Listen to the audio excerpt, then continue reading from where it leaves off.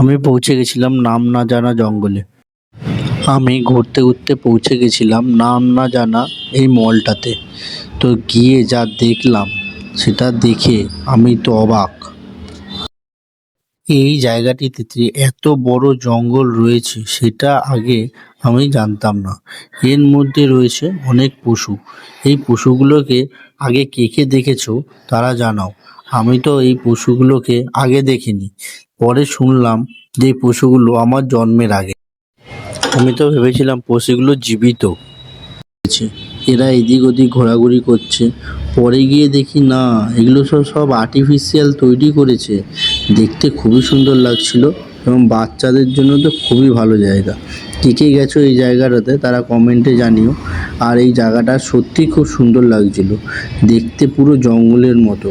আর এইগুলোকে দেখতে পুরো ডাইনোসরের মতোই দেখতে। প্লাস্টিক দিয়ে তৈরি করেছে জিনিসটা, যারা তৈরি করেছে তাদের ভাবনাটা খুবই সুন্দর। আর এইটা কোন মল সেটাও কমেন্টে জানিও। দেখি কে কে গেছো এই জিনিসটা দেখার জন্য। আমি তো গেছিলাম, আর কারা কারা গেছো এই জিনিসটা দেখতে তো আমাকে কমেন্ট করে জানাও। আর কার কার ভালো লেগেছে সেটাও আমাকে জানিও, কমেন্ট করে জানাতে কিন্তু ভুলো না।